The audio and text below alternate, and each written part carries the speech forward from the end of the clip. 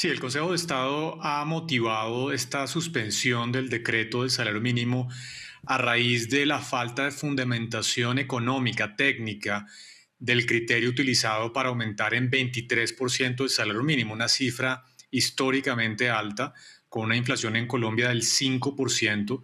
Estamos hablando de un aumento que puede estar en el orden del 18% en términos reales. El gobierno ha utilizado un concepto denominado el salario mínimo vital, que aplica de la Internacional del Trabajo, pero que no hace parte del ordenamiento jurídico colombiano y por eso se decreta esta medida de suspensión.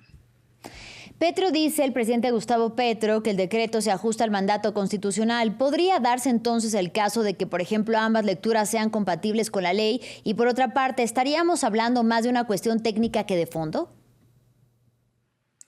El argumento de los demandantes del decreto del salario mínimo tiene que ver con que hay una serie de criterios explícitos, específicos, que ordenan la Constitución y la ley, incluyendo la evolución de la inflación, la productividad laboral, que no fueron tenidos en cuenta en este aumento del salario mínimo. Ahí es donde está la discusión de fondo. El gobierno, por supuesto, utilizará sus argumentos para decir que lo que está haciendo está en línea con lo que permite la Constitución y la ley. Tendrá 8 días para poner sobre la mesa un nuevo decreto. Nuestra expectativa es que el gobierno pondrá otra vez un aumento del 23% y todo quedará entonces en manos del Consejo de Estado, que en las próximas semanas o meses tendrá que dar su visión definitiva.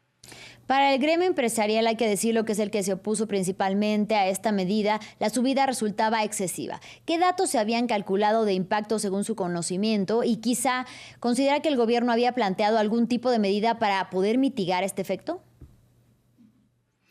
No, arranco con lo último. Realmente el gobierno habla de un aumento del 23% que en su visión no iba a generar ningún efecto negativo. Realmente los análisis económicos independientes pues muestran que en efecto este aumento muy grande del salario iba a generar presiones en inflación y de hecho las expectativas de inflación en Colombia habían subido. ¿Cuál había sido la cifra razonable en el contexto de la mesa en concertación del salario mínimo? Los empresarios habían hablado de una cifra de entre el 7 y el 8% y los sindicatos habían hablado de una cifra del 16%. El gobierno entonces sorprendió con una cifra muy por encima de cualquiera que se había discutido en la mesa y también eso hizo parte de la decisión que acaba de tomar el Consejo de Estado en Colombia.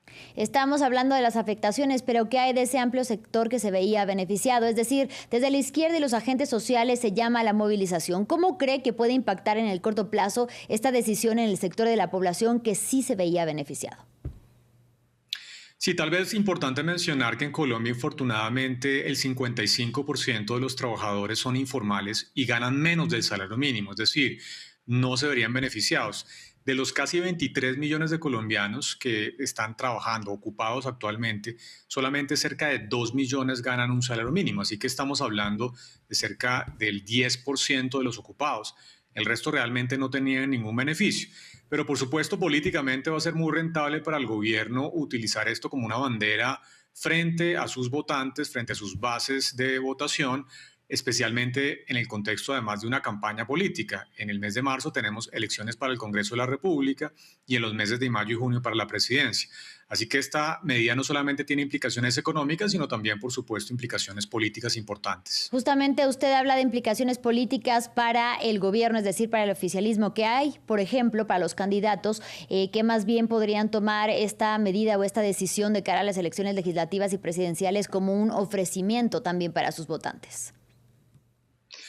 Así es, yo creo que esta es una buena noticia al final de cuentas para el gobierno y para los candidatos del oficialismo, del pacto histórico que es el partido de gobierno, porque, digamos, le da aún más réditos a esta visión según la cual las cortes y los estamentos económicos y jurídicos del país se oponen a beneficiar a los trabajadores. Así que es un argumento muy poderoso desde el punto de vista político que seguramente dará réditos importantes en materia electoral. De hecho, esta mañana estaban preguntando a los candidatos opositores al gobierno sobre esta medida y naturalmente ninguno dijo que estaba de acuerdo con esto.